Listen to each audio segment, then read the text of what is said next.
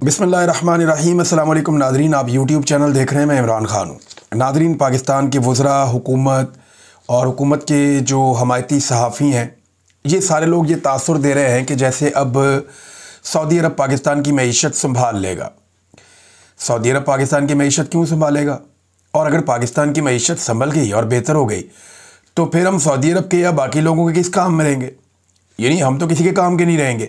हम जब तक गरीब हैं, जब तक कमज़ोर हैं, जब तक हमारे पास पैसे नहीं हैं, जब तक हमारी मईशत सिसक रही है, तब तक हम बाकियों के काम आ सकते हैं, तब तक हमसे बात मनवाई जा सकती है। जब हमारे पास पैसे होंगे, मईशत हमारी बेहतर होगी, तब हम किसी की बात क्यों मानेंगे? तो कोई भी ऐसा मुल्क जो हमारे साथ इस किस्म की चीज़ें करना चाहता है या हमारी फ़ौज को, हमारे वसाइल को इस्तेमाल करना चाहता है, वो नहीं चाहेगा कि पाकिस्तान एक माशी तौर पे मजबूत मुल्क बने। क्योंकि इस माहदे के हवाले से ना अब जो हुकूमत के या इस्टेब्लिशमेंट के करीबी सहाफ़ी हैं, उन्होंने बातें करना शुरू कर दी हैं। मिसाल के तौर पे अहमद कुरैशी साहब, इन्होंने इसराइल का दौरा भी किया था। ये पाकिस्तान की मिलिट्री इस्टेब्लिशमेंट के बहुत करीबी सहाफ़ियों में से एक माने जाते हैं। उन्होंने बड़ा क्लियरली कह दिया कि इसराइल ने जो अटैक किया है कतर के ऊपर, ये रॉयटर्स को बाकायदा स्टेटमेंट दिया गया सऊदी अरब की जानिब से कि जो कतर के ऊपर इसराइल ने अटैक किया है, पाकिस्तान और सऊदी अरब की जो डील हुई है दिफा के हवाले से, कतर के ऊपर जो इसराइली अटैक है उसके साथ कोई ताल्लुक़ नहीं है। उन्होंने साफ कह दिया कि इसराइल ने जो अटैक किया कतर के ऊपर, उसका इस जो पाकिस्तान और सऊदी अरब के दरमियान जो दिफाई मामला तय पाया, इसके साथ कोई किसी किस्म का ताल्लुक़ नहीं है। आगे उन्होंने बताया कि जी ये बड़े अरसे से सऊदी अरब करना चाह रहा था और इसको ख़ुसूसन जो है वो ईरान के हवाले से उन्होंने जोड़ा कि ईरान इसके बाद कमज़ोर हो जाएगा। अब देखिए, मेरा सवाल भी यही था और बहुत सारे लोग और भी यही पूछ रहे हैं, और जो बड़ा सवाल एक पैदा हुआ कि क्या ये एक अगर मुआहिदा हुकूमत पाकिस्तान ने किया है तो इस मुआहिदे से पहले पार्लियामेंट को एतमाद में लिया गया? क्या कैबिनेट ने इतने इम्पॉर्टेंट मामले के ऊपर कोई बहस हुई? क्या पाकिस्तान की जो पॉलिटिकल क़यादत है उन्होंने बैठ के इसके ऊपर बात की? क्या ये मामला सेनेट में, कौमी असम्बली में आया?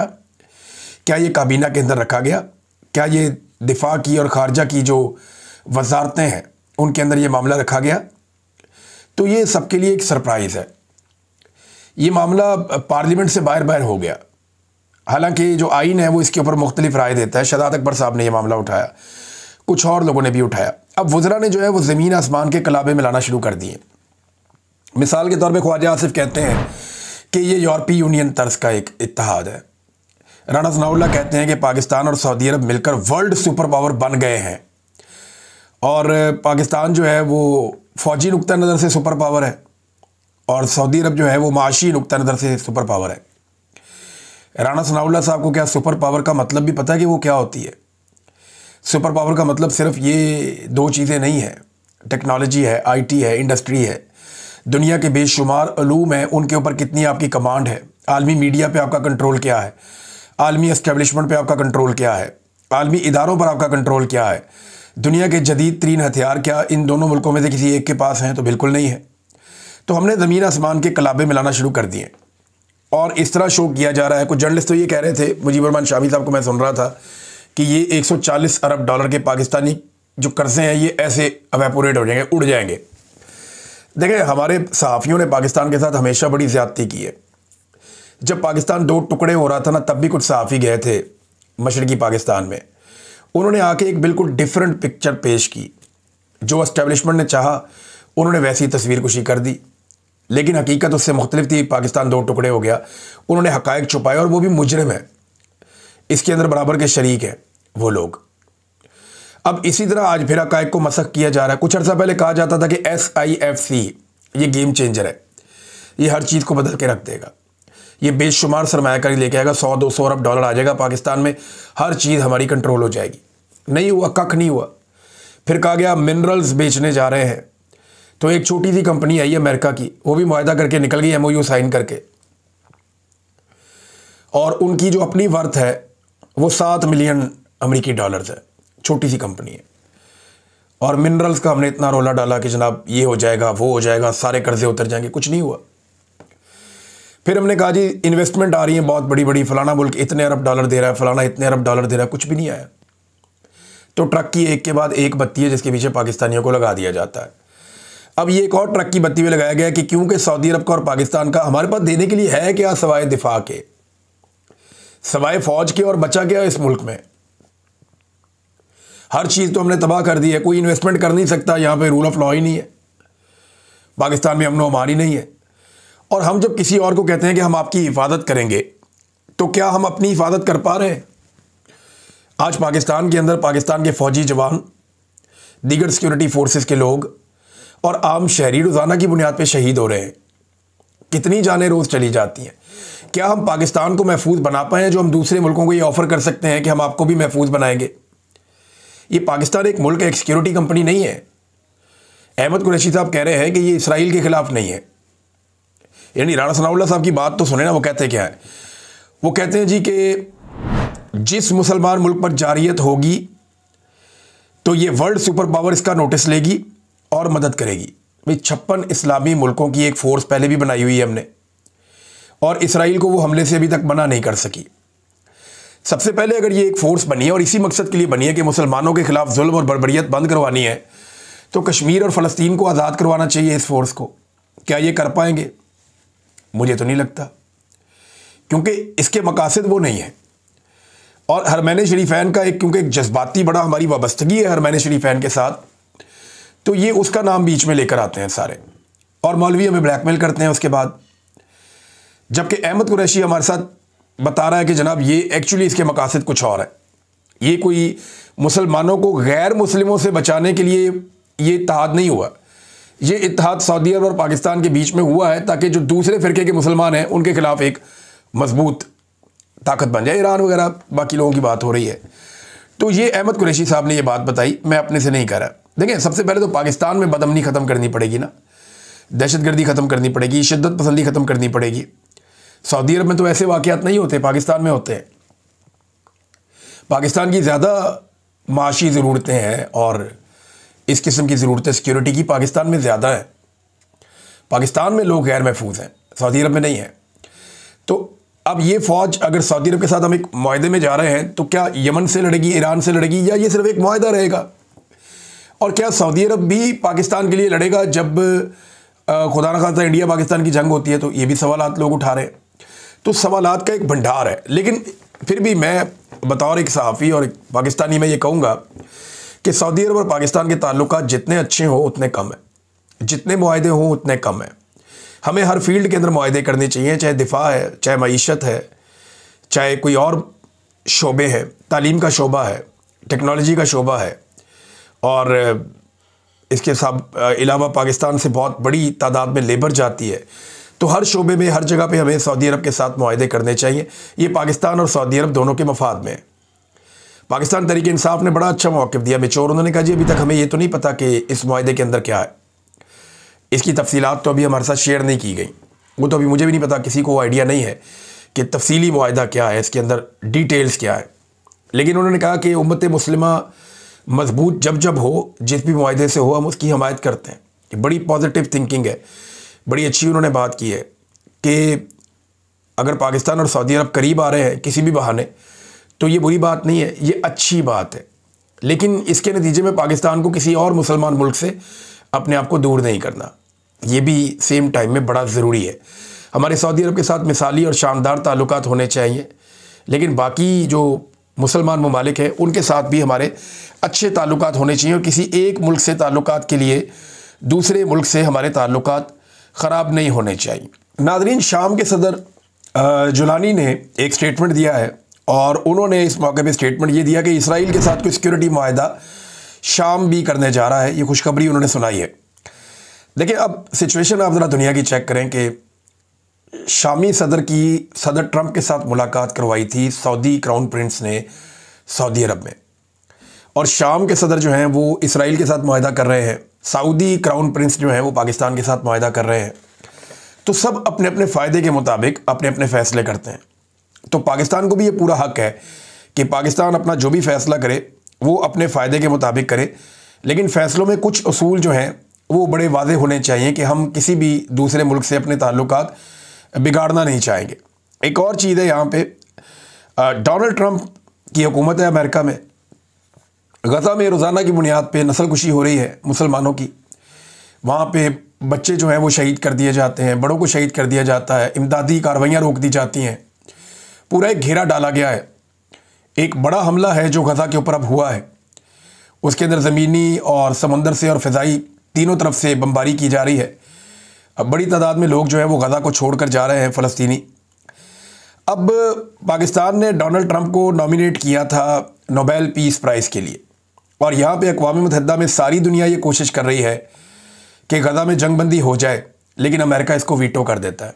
ये छठी मरतबा हुआ है अमेरिका ने इसको वीटो कर दिया। वीटो पावर होती है उन ममालिक के पास, ये 5 बड़े मुल्क हैं जिनके पास वीटो पावर है। बाकी तमाम मुल्कों ने कहा कि गज़ा में जंगबंदी करवाई जाए, लेकिन इसराइल की हमायत में अमेरिका ने इसको वीटो कर दिया। और उसी डोनाल्ड ट्रंप को जो जंग जारी रखना चाहते हैं, जो गज़ा के अंदर इस वक्त जो खून रेजी हो रही है उसको रोकने के हक़ में नहीं है, उसी डोनाल्ड ट्रंप को पाकिस्तान की हुकूमत ने नामज़द कर दिया नोबेल पीस प्राइज़ के लिए। ये पाकिस्तान की हुकूमत को सोचना चाहिए था कि सिर्फ इस चक्कर में कि पाकिस्तान की एस्टेब्लिशमेंट मौजूदा अमरीकी सदर के साथ अच्छे ताल्लुकात रखना चाहती है और मामलात को अपने कंट्रोल में लेना चाहती है, तो डोनाल्ड ट्रंप की ख्वाहिश पे इतना भोंडा उन्होंने अमल दरामद किया कि सबसे पहले पाकिस्तान ने नॉमिनेट कर दिया अमन के नोबेल इनाम के लिए डोनाल्ड ट्रंप को, और बाद में इसराइली नेतन्याहू ने भी कर दिया और बाकी जगहों से भी आवाज़ें आना शुरू हो गई।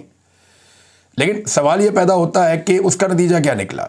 आज अगर इसराइल में जंगबंदी नहीं हुई और अक़वाम मुत्तहिदा के अंदर करारदाद पास नहीं हुई, जैसे वीटो कर दिया गया, तो उसके पीछे डोनाल्ड ट्रंप और अमेरिका है ना, उनकी हुकूमत है और ये उनका फ़ैसला है। तो पाकिस्तान से या पाकिस्तानी हुक्मरानों से इसका जवाब मांगना चाहिए। जब भी वो मीडिया के सामने आए तो उनसे सवाल करना चाहिए कि आज डोनाल्ड ट्रंप जंगबंदी नहीं होने दे रहे गज़ा में और मुसलमानों का, निहत्ते लोगों का खून बह रहा है, और आपने उन्हें नामज़द कर दिया अमन के नोबेल इनाम के लिए। क्या ये अजीबो-गरीब सूरत-ए-हाल नहीं है? क्या इस पे आपको शर्मिंदगी नहीं है अपने इस फ़ैसले पर? ये सवाल उनसे ज़रूर पूछा जाना चाहिए। नाज़रीन, इमरान खान साहब का जो ट्रायल है 9 मई का, वो ऑनलाइन करने का फ़ैसला किया गया है और दहशतगर्दी की अमजद शाह साहब जो जज हैं उनकी अदालत में समाअत होगी। अब इमरान खान साहब को मशवरा ये भी दिया गया है कि वो इसका बाइकआउट कर दें और इससे इनकार कर दें ऑनलाइन जाने से। वो कहिए ठीक है, मुझे अदालत में लेकर जाओ, और इसके लिए प्रेसिडेंट्स मौजूद हैं। शहजाद अकबर और दीगर कई और लोग हैं जिन्होंने कोशिश की कि वो ऑनलाइन पेश हो सकें अदालत में, तो उन्हें मना कर दिया गया, उन्हें ये इख्तियार नहीं दिया गया, नहीं जी नहीं, आपको आना ही पड़ेगा। और हम तो पाकिस्तान नहीं आ सकते, हमारी जान खतरे में। लेकिन उन्हें मजबूर किया गया कि आप आएंगे नहीं तो आप फारिग हैं, इश्तिहारी कर दिए, फारिग कर दिए। अब इमरान खान साहब क्योंकि गिरफ्तार हैं और उन्हें कह रहे हैं जी आपको ऑनलाइन लेकर आएंगे, तो इमरान खान साहब को ये मामला उठाना चाहिए कि खुली अदालत के अंदर ये केस चलाया जाए और मुझे खुली अदालत के अंदर पेश किया जाए जज के सामने। मैं तो अवेलेबल हूँ। अब चाहे ये समाज जेल के अंदर हो, चाहे ये समाज जेल के बाहर हो, तो इमरान खान साहब के सामने होनी चाहिए और उन्हें चाहिए कि वो ये मामला उठाए। इमरान खान साहब, इसको रोकने की वजह क्या है ये समझें आप। 9 मई का जो ट्रायल है ना, उसमें खाली इमरान खान नहीं है, उसमें पीटीआई की बहुत सारी क़यादत भी है। पीटीआई की क़यादत में से जो भी इमरान खान साहब को मिलता है ना, वो खुदकुश एक वर्कर बन जाता है इमरान खान साहब का, और उसको बड़ी एनर्जी मिल जाती है। मैंने उसको एक जो बात की खुदकुश की, वो मैंने एक मिसाल के तौर पे की है। अब इसको खुदकुश बम्बार ना समझ ले कोई। तो इमरान खान साहब से जो भी मिलकर आता है ना, वो उसके जज्बात कुछ और हो जाते हैं और फिर वो वहाँ से बयानियाँ लेकर आता है। एस्टेब्लिशमेंट के लिए मुश्किल पैदा होती है। फिर इमरान खान साहब के अंदर से स्टेटमेंट्स भी आते हैं, बहुत सारी बातें भी वो करते हैं। तो इसलिए अब जान छुड़ानी मुश्किल हो रही है, तो उन्होंने कहा जी इनको आपस में मिलने ही ना दें। जेल में ट्रायल होगा तो ये सारे रहनुमा जेल में जाएंगे, वहाँ इमरान खान से मिलेंगे, मुशावरत करेंगे, बातचीत होगी, फिर काम ख़राब हो जाएगा। इमरान खान को बाहर ला नहीं सकते तो ऑनलाइन कर देते हैं। वो इमरान खान साहब को ऑनलाइन अब इसके अंदर पेश करने का फ़ैसला किया गया। तो इमरान खान साहब के पास ये इख्तियार है कि वो इससे इनकार कर दें और वो ये कह दें कि जनाब मुझे मेरा हक़ दिया जाए और ओपन कोर्ट के अंदर मेरा ट्रायल किया जाए। ये कोई तरीका नहीं है कि मुझे ऑनलाइन, हालांकि मैं दस्तयाब हूँ, मैं तो गिरफ़्तार हूँ। देखिए, इससे पहले इमरान खान साहब को जब गोलियाँ लगी थी और जब उनकी जान खतरे में थी, तो इमरान खान साहब की वकला ने कई मरतबा कहा अदालत को कि मैं ऑनलाइन पेश हो जाता हूँ, मैं अपने घर से लैपटॉप लगा के ऑनलाइन पेश हो जाता हूँ, मेरी जान को ख़तरा है, ज़ख्मी भी हूँ। लेकिन अदालत बज़िद थी कि नहीं नहीं, बनफ़्से नफीस इमरान खान साहब खुद अदालत में आकर पेश हों। तब उन्होंने ज़िद की, लेकिन अब इमरान खान साहब को ये मामला उठाना चाहिए और वो तमाम मिसालें सामने रखनी चाहिए। नादरीन, एक ड्रोन हमला हुआ है बलूचिस्तान में, इंतहाई अफसोसनाक वाक़या मैं आपके साथ शेयर कर देता हूँ। ये समीदीन बलोच साहिबा ने इसको ट्वीट किया। उन्होंने कहा जी ये तस्वीर किसी कश्मीर या फ़लस्तीन में होने वाले जबर और आम शहरियों पर बमबारी की नहीं है, बल्कि बलूचिस्तान की है। ये एक ड्रोन हमले का नतीजा है जो कल बलूचिस्तान के शहर खुजदार जहरी में हुआ। इस हमले में एक ही ख़ानदान के 4 अफराद, जिनमें 2 औरतें भी शामिल थीं, जिन्हें खाक और खून में नहला दिया गया। अब ये कितना अफसोसनाक वाक़या है कि पाकिस्तान के अंदर ख़वातीन के ऊपर भी ड्रोन हमला हो जाता है, वो बड़ा अनफॉर्चुनेट है। ये ड्रोन हमले इमरान खान साहब बार बार कह रहे हैं कि इनको रोकना चाहिए, इससे दहशतगर्दी में इजाफा होता है, कमी नहीं होती, लेकिन लगातार पाकिस्तान में ड्रोन हमले हो रहे हैं। नाज़रीन, पाकिस्तान के वज़ीर-ए-आज़म पहुँच गए लंदन में इतलात के मुताबिक, और आसिम मुनीर साहब के बारे में भी ऐसी खबरें आ रही हैं, और मुबैना तौर पे 20 तारीख को ये कोई प्रोग्राम करने जा रहे हैं। पाकिस्तान तहरीक-ए-इंसाफ को इसका पता चल गया और ओवरसीज़ पाकिस्तानियों को भी इसका पता चल गया, तो उन्होंने सेम टाइम पे एक एहतजाज रख लिया। मैंने आपको बताया था ना कि एक एक बंदा चुना जा रहा है, एक एक बंदा फाइनलाइज किया जा रहा है, ताकि एक सियासी माहौल पूरा बनाया जा सके और 400-500 बंदे इकट्ठे करके अपनी पावर शो करने की कोशिश की जाए एक बंद माहौल में, जहाँ पे आसिम मुनीर साहब मुबैना तौर पे और शहबाज शरीफ साहब मौजूद होंगे। भी कंफर्मेशन नहीं है, लेकिन प्रोग्राम ये कर रहे हैं और कोई इन्विटेशन मेरी नज़र से गुजरे हैं जो व्हाट्सएप में कहीं गर्दिश भी कर रहे थे, तो मैंने वो देखा भी है। उसमें बड़ी सख्त शराइत रखी गई हैं, मोबाइल नहीं ले जा सकते आप जनाब, आपको प्रॉपर चेक किया जाएगा, बहुत सारी चीज़ें इन्होंने इसके अंदर शामिल की हैं। लिहाजा वो जो प्रोग्राम है उसके ख़िलाफ़ पाकिस्तान तहरीक-ए-इंसाफ ने भी अपना पोस्टर जारी कर दिया है। ज़रा ये पोस्टर अगर आप देखें तो आपको आइडिया हो जाएगा कि तहरीक-ए-इंसाफ या ओवरसीज़ पाकिस्तानियों के दिमाग में क्या चल रहा है। इस पोस्टर पे लिखा हुआ है कि 20 सितंबर को सैटरडे को 3 बजे एक एहतजाज करने जा रहे हैं, और ऊपर आसिम मुनीर और इमरान खान की फ़ोटो बनाई हुई है। यानी ये मुकाबला ओवरसीज़ पाकिस्तानियों के मुताबिक आसिम मुनीर और इमरान खान के बीच में है।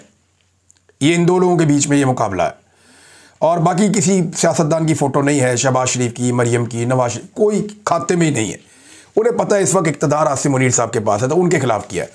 आसिम मुनीर साहब के ऊपर उन्होंने क्रॉस लगाया हुआ है, और नो एक्सटेंशन नो डिक्टेटर उन्होंने ये लिखा है पाकिस्तान तहरीक-ए-इंसाफ ने, और 20 तारीख को ये एहतजाज करा। अब ये तहरीक-ए-इंसाफ का एक बड़ा इम्तिहान भी होगा और ओवरसीज़ पाकिस्तानियों का भी। इससे पहले वो बहुत बड़े बड़े मुजाहरे करते रहे हैं यहाँ बरतानिया में, लेकिन सवाल ये, और इसमें एक और चीज़ जो इन्होंने लिखी वो बड़ी इंपॉर्टेंट है।